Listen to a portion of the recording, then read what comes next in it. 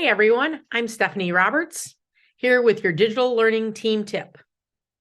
Let's get started.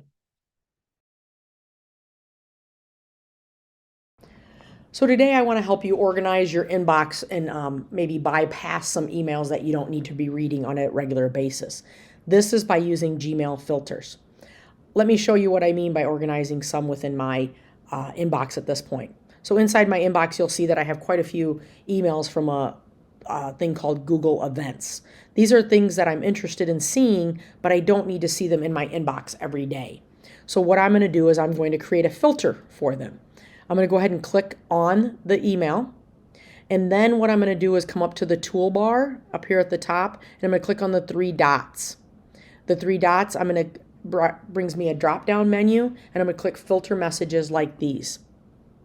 It then goes and does a search for all the emails that are coming from this email address. I can also do that search or that criteria by who it's going to, a specific subject it might be about, or has the words in the email, or doesn't have the words, also by size or by attachment. So now it's done the search, it's found all 19 of those email messages. Now I want to create the filter. Once I click on create the filter, I'm going to say what criteria, when I search for that, what do you want me to do with those? So I actually want them to skip the inbox, so it's going to archive it right away. I don't want it marked as read. I don't want it starred. I do want it to appear into a specific label that I've already created. So I'm going to scroll down and look for the label that I created, which is under courses in Google Online. If I didn't already have the label created, I could come up here and choose a new label, and I could create that label from there. But again, like I said, I already had mine created, so I'm going to click on that. I could also automatically forward these to somebody else if I wanted. I could delete it automatically. I could make sure it never went to spam. I could also create a template for it automatically and send that off. Mark it as important, mark it as never important.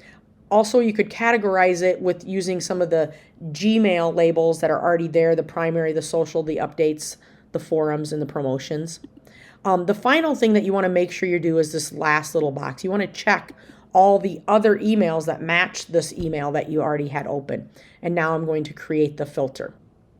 And now back in my inbox, you can see all the emails from Google Events are now filed away. If I go to that actual label that I had created, Google Online, you can see all 19 of those emails there.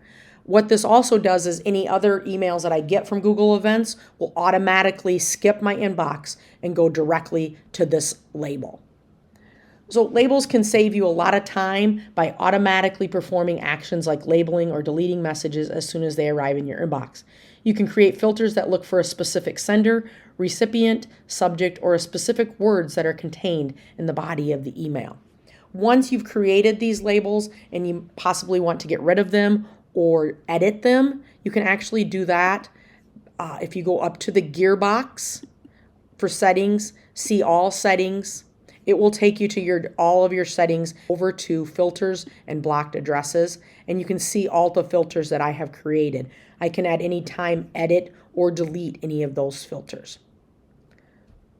So this new tip will help you be more productive within your inbox. If you have any questions, please feel free to contact your digital learning consultant. Thanks. Have a great day.